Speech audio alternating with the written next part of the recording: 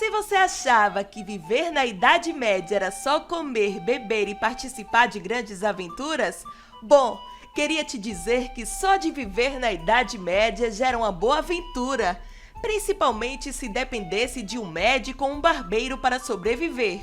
Como já sabemos, a medicina naquele período não era tão eficaz como hoje. Logo, os barbeiros cirurgiões da Idade Média eram excelentes multitarefas, resolvendo praticamente tudo. Até porque era quase impossível ter um acompanhamento médico, a não ser que fosse nobre ou membro da realeza. E hoje você vai conhecer 10 tratamentos estranhos da Idade Média. Antes, não esqueça de deixar o seu like e se inscrever. Agora, sem mais delongas, vamos ao vídeo.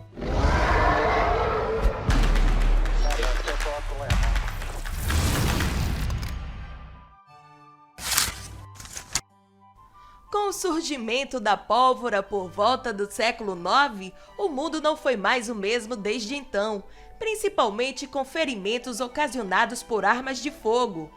Antes que o famoso barbeiro francês Ambroise Paré percebesse o quão era insano, barbeiros medievais costumavam derramar óleo fervente em ferimentos de bala, a fim de cauterizá-los.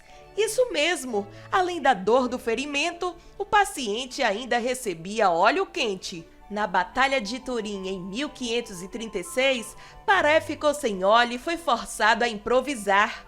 Juntou algumas gemas de ovo, óleo de rosas e terpentina, que é uma espécie de diluente de tinta. Depois de uma noite sem dormir no campo de batalha, Paré acordou ao descobrir que sua mistura, por mais bizarra que fosse, funcionava muito melhor que o óleo fervente, sendo que esse método era utilizado com muita frequência no século passado. Mesmo que cause nojo na maioria das pessoas, é fato que a urina humana era utilizada como agente de limpeza há muito tempo. E os romanos sabiam disso. Na verdade, eles até reciclavam sua urina para ajudar a limpar suas togas. Isso porque a urina contém amônia, que serve como agente clareador para os tecidos. Já os barbeiros na Idade Média também usavam xixi velho como shampoo. Na verdade, eles até vendiam. O barbeiro acreditava que, além de limpar tecidos, poderiam limpar os cabelos, dar brilho e maciez, além de uma ótima oportunidade de ganhar uma graninha extra. Em um documento datado de 1499, chamado O Dourado dos Barbeiros da Universidade de Oxford, revelava que a classe mais baixa de barbeiros medievais não podiam pagar por sabão de barbear. Então usavam espuma de cerveja para regar os rostos de seus clientes e assim barbeá-los. Isso mesmo que você ouviu! Espuma de cerveja como espuma de barbear. Acredito que a freguesia era fiel e até quem não tinha barba dava um jeitinho de se barbear, não é? Não sei o porquê uma ideia fantástica assim não foi aderida por grandes marcas como Dove ou Gillette, por exemplo. Os médicos e barbeiros da Idade Média se viravam como podiam, e ser dentista fazia parte das suas atividades diárias. Diferente de hoje, para clarear os dentes, eles tinham uma técnica infalível, um pouco chocante para nós, mas muito moderna para a época. Para começar, o barbeiro raspava os dentes usando palitos de dente e pedaços de pano. Até aqui tudo bem. Mas para clarear os dentes, o barbeiro utilizava algo chamado Aquafortis. É uma marca muito boa, certo? Aquafortis. Parece saudável, não é? Mas Aquafortis, na verdade, é ácido nítrico, altamente corrosivo. O ácido nítrico fazia todo o trabalho corrosivo sobre os dentes e tirava a esmaltação natural e, consequentemente, ia destruindo os dentes de fora para dentro. Os barbeiros realizavam pequenas cirurgias na Idade Média e às vezes ofereciam um anestésico e uma esponja soporífica, uma forma primitiva de clorofórmio. Encharcavam uma esponja do mar em uma mistura contendo ingredientes como ópio, cicuta, mandrágora, iociamina e suco de amora, entre outros. Sua garganta está um pouco dolorida? Que tal um branco grego? Sim, isso deve aliviar a sua dor de garganta. Mas você sabe o que quer dizer branco grego? A crosta branca que se forma na parte externa do cocô de cachorro, à medida que envelhece, é chamada de branco grego. Médicos e barbeiros medievais prescreviam branco grego para dor de garganta, amidalite e doenças pulmonares. Também era aplicado externamente para dissolver tumores. E não era só cocô de cachorro que servia. Esterco de diferentes animais tinham uso terapêutico para diferentes doenças. Excrementos de camundongos, por exemplo, eram utilizados para vermes intestinais. Então, passou sua dor de garganta? Barbeiros medievais que anunciavam suas habilidades de sangria faziam propaganda de forma estranha. Eles colocavam tigelas de sangue humano em suas vitrines. O sangue coagulava e ficava pútrido. Agora imaginem só o mau cheiro que tomava conta da cidade. Ficou tão insuportável que Londres, em 1307, aprovou uma lei que proibia as exibições desagradáveis dos sangues nas vitrines, e tudo foi jogado no rio Tâmisa. Isso traz um novo significado para o termo teatro operacional. Em vez de médicos universitários, barbeiros humildes na Idade Média foram encarregados de remover pedras nos rins. E muitas vezes faziam isso com uma audiência os assistindo. Viajando de cidade em cidade com uma mesa especial para litotomia, barbeiros talentosos realizavam procedimentos simples em apenas alguns minutos em público, a fim de ajudar a anunciar os seus serviços. Se você está sofrendo de dor de dente, no Antigo Egito, os ratos teriam sido a melhor resposta para a sua dor. Dores de dente eram muito comuns no Egito devido à presença de partículas de areia na dieta alimentar, sem falar da falta de higiene bucal adequada. Aparentemente, os egípcios chegaram à conclusão de que ratos mortos eram um remédio eficaz para esta questão. Eles amassavam os ratos mortos, faziam uma pasta e aplicavam diretamente na área dolorida. Essa moda, se é que podemos dizer assim, chegou na Idade Média, mas perdeu força por conta dos barbeiros e seus métodos inovadores para a época. Este tratamento até se expandiu para a Inglaterra rural na década de 1920, mas ficou em desuso com o surgimento de novos remédios. Outro remédio menos nojento que cocô de cachorro para dor de garganta era xarope de caracol. Para inventar o xarope, as pessoas se aventuravam em seus jardins ao amanhecer e reuniam caracóis comuns de jardim, cerca de meio quilo deles. Removiam as conchas e cortavam os caracóis, depois colocavam-nos em um saco com meio quilo de açúcar. Então, essa mistura se transformava em uma espécie de xarope de caracol e era usada para uma variedade de males, internamente para tratar úlceras gastrointestinais, tosses e dor de garganta, e externamente para queimaduras e feridas. As mulheres medievais guardavam esse xarope de caracol para embelezar a sua pele. Embora isso pareça nojento, o lodo do caracol estimula a produção de colágeno e elastina. Na verdade, as empresas de cosméticos modernas usam lodo de caracol em cremes de beleza até hoje. Casais brigarem pode até parecer comum nos dias atuais, mas na Alemanha medieval, casais resolviam suas desavenças com um duelo. Isso mesmo, um duelo conjugal. O Código Legal permitia que maridos e esposas resolvessem disputas com o confronto físico se não houvesse outras testemunhas.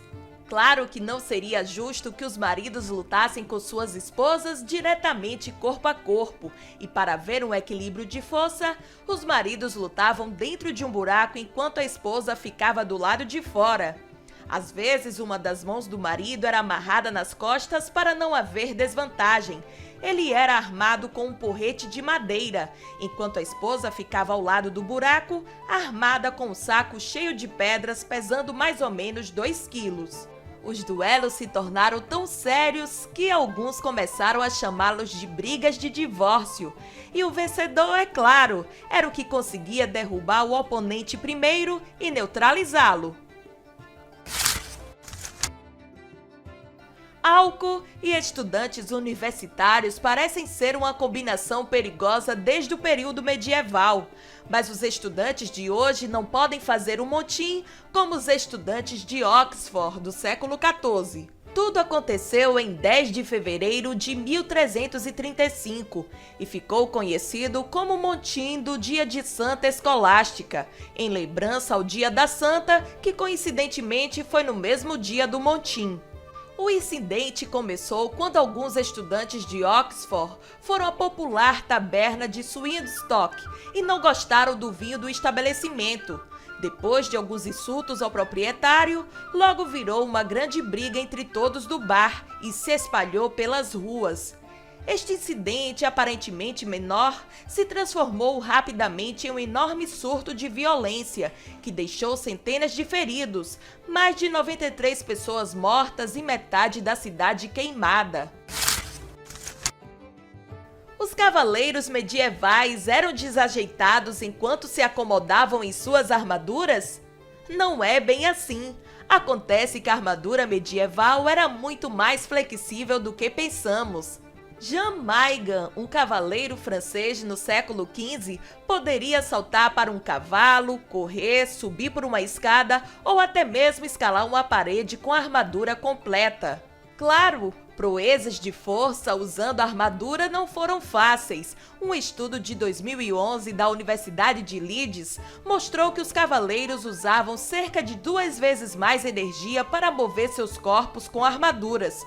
Cavaleiros como Maigan tiveram que manter um regime intenso para manter suas habilidades. A maioria dos camponeses medievais não tinham muitas moedas. Como resultado, muitas vezes pagavam seus impostos por meio da troca, usando cabras, ovelhas, porcos ou até manteiga quando a moeda física não estava disponível. Isso mesmo, os camponeses medievais pagavam seus impostos com manteiga. Os impostos sobre manteiga não eram baratos. Em meados do século XIV, na Suécia, os camponeses tinham que entregar cerca de 35 quilos de manteiga por ano para pagar suas contas. Os camponeses suecos estavam indo muito bem na época, e tanta manteiga representava cerca de 1/4 de toda a produção anual de manteiga. Mas os impostos dispararam na Suécia depois de 1363, uma guerra cara, que significava que os camponeses deveriam entregar ainda mais manteiga a cada ano. Em 1366, o governo esperava que os camponeses entregassem mais de 350 quilos de manteiga, muito mais do que a maioria dos camponeses poderiam pagar. Enguias estavam por toda parte na Inglaterra medieval. No século XIV, elas não serviam apenas como comida, mas eram utilizadas principalmente como moeda. Enguias pode não ser um prato popular no Ocidente, mas elas já foram um prato tão comum na Inglaterra medieval que eram usadas como moeda. Quase tudo era pago com enguias, inclusive aluguéis. Quanto a como pagar o aluguel em enguias, as pessoas medievais serviam-nas em pacotes de 25 chamados de vara, porque 25 enguias defumada cabem em uma vara. Uma vez que enguias poderiam ser usadas como moedas, elas se tornaram sinal de riqueza e abundância. Até o rei Haroldo ostentou sentando-se em uma pilha de enguias. Hoje é impossível um médico moderno tirar uma amostra de urina de um paciente e experimentar, mas isso era bastante comum na Idade Média. Médicos clássicos recomendaram observar de perto os pacientes para entender seus problemas de saúde. Eles sugeriam olhar para a urina para encontrar sinais de doenças comuns como diabetes. Médicos medievais cheiravam e provavam a urina de seus pacientes para diagnosticar doenças. Essa prática se tornou tão comum na era medieval que alguns médicos tinham cerca de 20 amostras de urinas com cores, cheiros e gostos diferentes. Para saber se o paciente tinha diabetes, por exemplo, era só experimentar a urina e o médico dizia: tem um sabor maravilhosamente doce, como se estivesse imbuído de mel ou açúcar. Na era medieval, poções de amor eram geralmente ingeridas, então os ingredientes deste bolo de amor eram potencialmente nojentos. Se alguém quisesse fazer uma pessoa se apaixonar pela outra, era só assar um bolo sem usar nenhuma roupa. E então esfregaria a massa em cada orifício para absorver seu suor no bolo. Sim, isso incluía axilas e as partes íntimas. Então, se você vivesse na era medieval, era só dar um bolo ao seu pretendido, que ele ia cair aos seus pés de paixão, graças ao poder do suor e outras coisinhas mais, se é que vocês me entendem. Por mais populares e do conhecimento de todos que os restos de animais eram utilizados em poções, os cadáveres humanos eram mais tabu, mas ainda assim utilizados. Estes incluíam osso esmagado em um pó, cabelo e até mesmo sangue menstrual.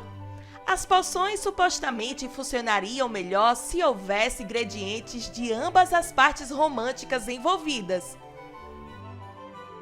O uso do sangue menstrual em numerosas poções amorosas sugere que principalmente as mulheres usaram poções de amor e, como resultado, algumas até acabaram sendo condenadas por bruxaria. Produtos de origem animal de todos os tipos foram usados em poções de amor em todo o mundo. De acordo com a History Answers, a maioria das receitas do amor continha alguns desses ingredientes: cabeças de pardais, coração de veado, fezes de cegonha, gordura de cobra, cérebro de pardal, testículos de burro, ossos do lado esquerdo de um sapo que foi devorado por formigas, coração de pombo e sangue do morcego na cerveja. O animal mais popular usado em poções foi a mosca espanhola, ou besouro bolha. O uso da mosca espanhola remonta a Hipócrates. De acordo com cronistas latinos, o ingrediente era considerado um afrodisíaco poderoso e foi esmagado e colocado em numerosas poções, que eram bastante populares nas cortes do imperador romano Augusto. No entanto, a mosca espanhola é bastante perigosa e pode causar danos permanentes nos rins e no fígado.